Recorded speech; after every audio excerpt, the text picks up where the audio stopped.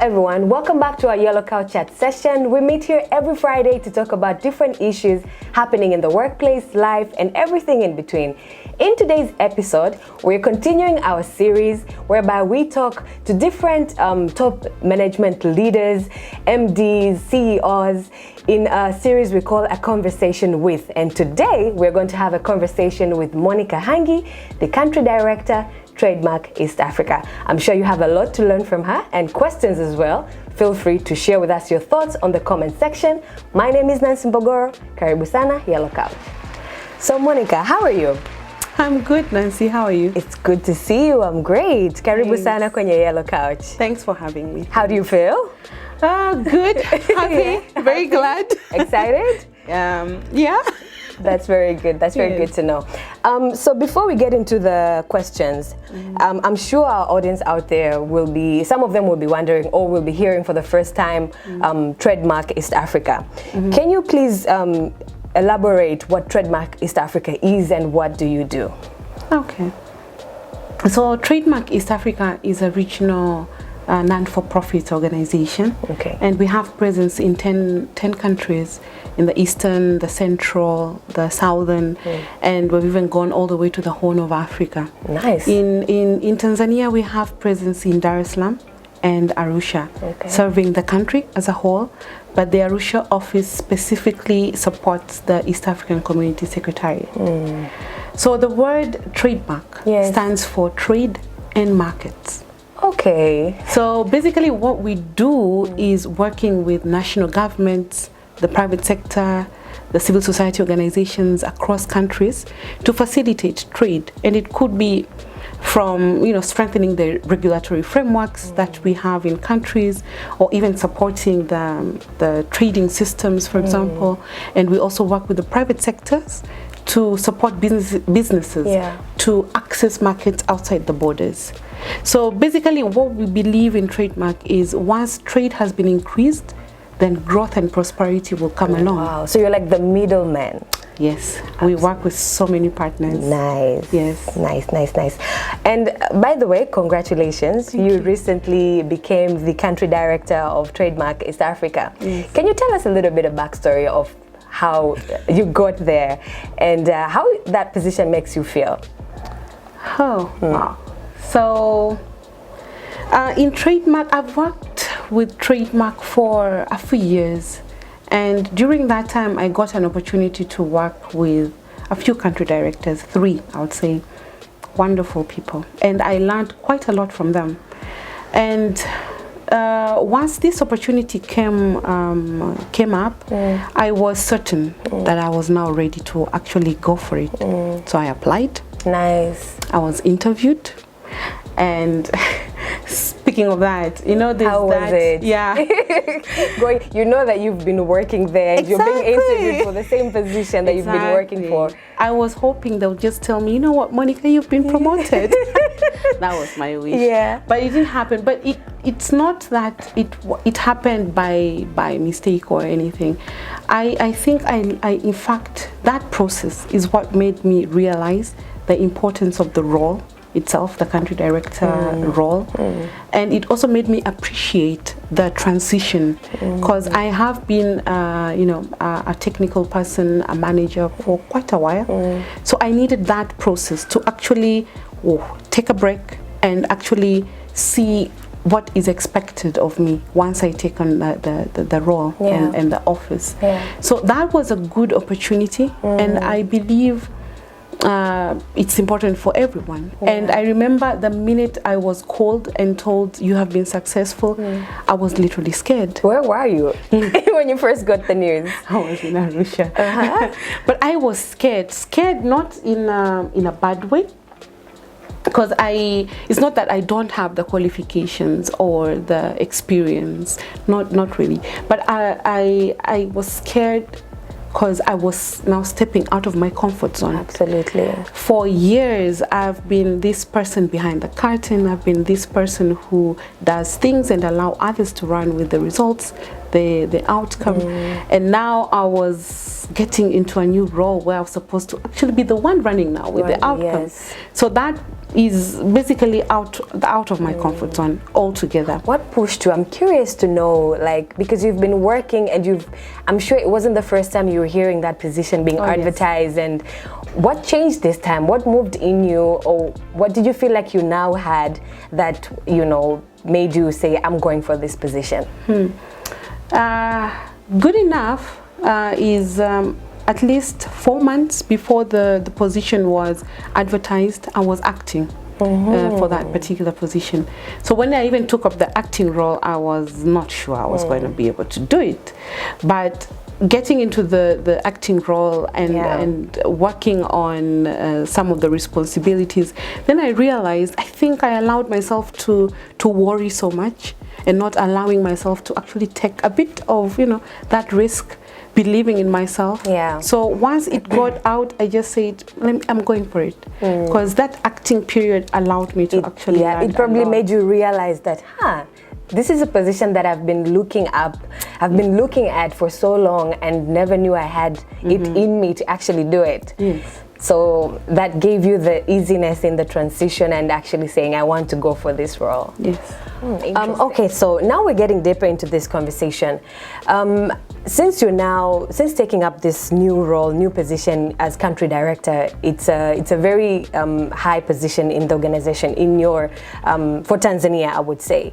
Now, I'm sure prior to taking up this role, you had some expectations. There are things that you were expecting the previous probably country director, you know, you had expectations of what their role is about. And now, since you're the person sitting on the chair, I'm sure now you have new expectations and other people have expectations of you.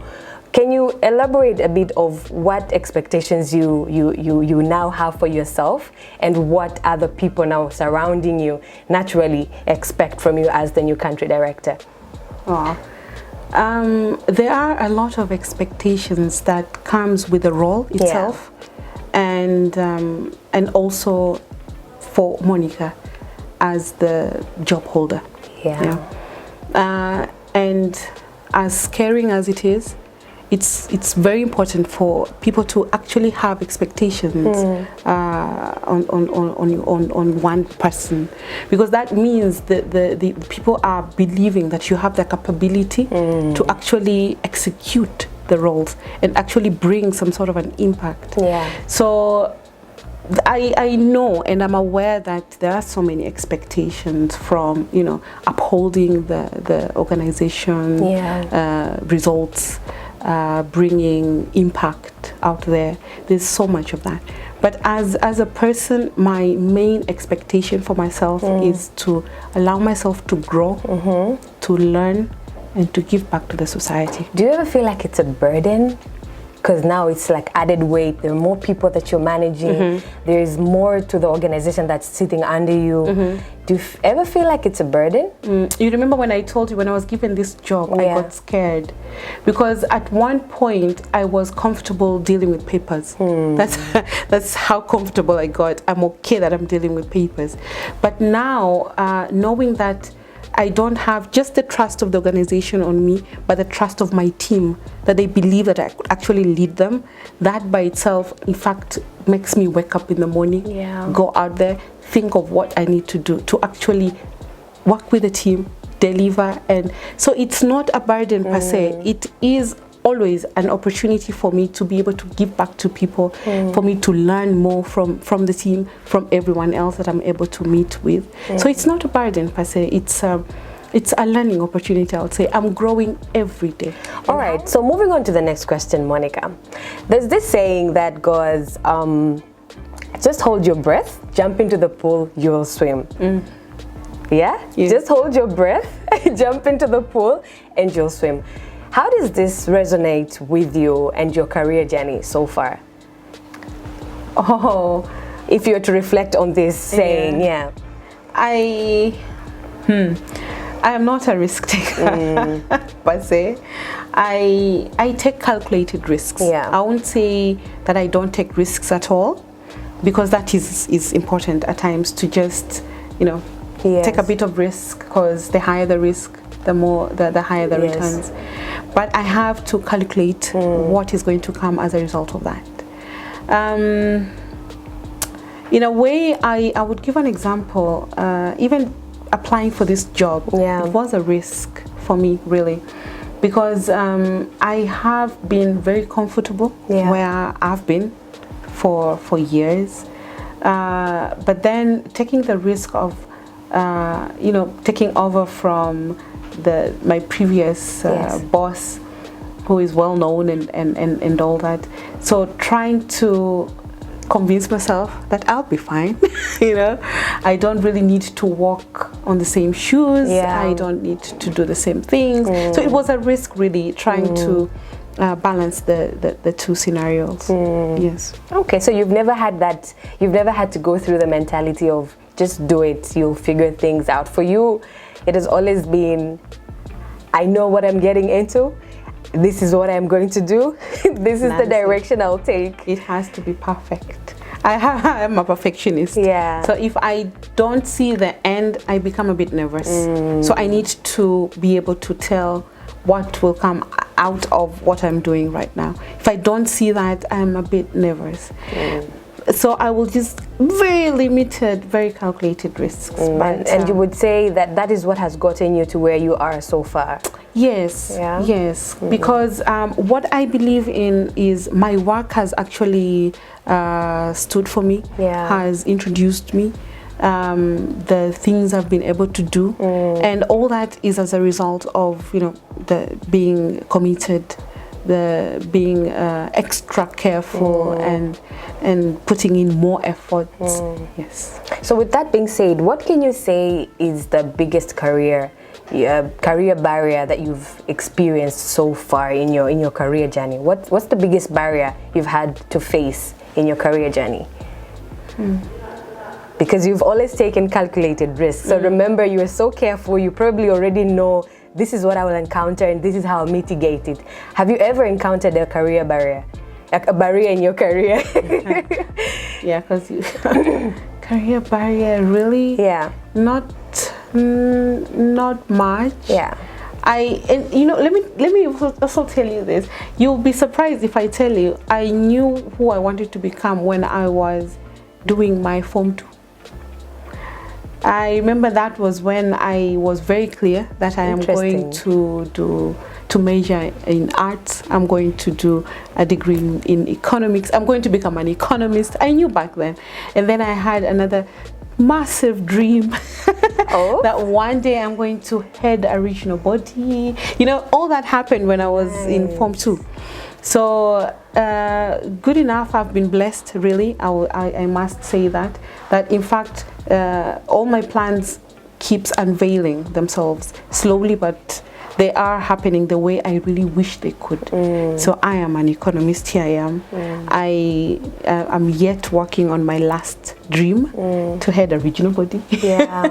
Maybe one day it will come to pass. As a woman who has managed to reach to the top level, position in an organization, haven't you ever encountered some sort of challenge, barrier somewhere along your journey? Nothing major. Nothing major. Nothing major to actually. Yeah. Nice. Now, all right. So now, what is the one thing that you now know about work that you wish you had known earlier? Now that, let's say you're now the country director, is there anything that you wish you had known earlier prior to where you are right now? Yes. It is what would that be? It is very okay to make mistakes. You're a perfectionist, so that I would understand where that would come from. It's very okay to make mistakes and learn from the mistakes. Because what I have realized is I've been very hard on myself. That I need to do things in a certain way. Everything has to be perfect. And I think automatically that also will reach out to the people I'm working with, the people around me, because the expectations for myself will still be the expectations for the team that I'm working with, and that is not realistic, honestly, because you can't really just be at 100% all the time. Yeah. We have to make mistakes. We have to be okay and allow ourselves to make mistakes for us to grow and even learn from the mistakes. And you know, next time when you are in a similar situation, you would remember this is what happened and this is what I did to overcome the situation. So that is one big message I will tell my young self. That it's okay it's to very make fine. mistakes. It's very fine. You don't have to walk on eggshells at all. At all. Yeah. At all. Yes. Nice. So now my final question to you. What can you say is the secret ingredient towards becoming a country manager?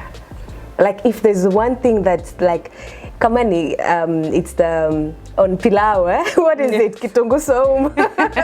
What is that one ingredient that is the top secret for you that you would advise young people aspiring to get to positions, you know, high in organizations? What is that one thing, the magic formula?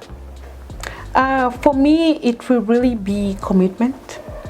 You know, nowadays what you see in the young generation is, you know, the self-entitlement, for example, and that commitment really lacks a little bit because the other person would feel, I deserve this because of whatever list the list could be, as long as they want.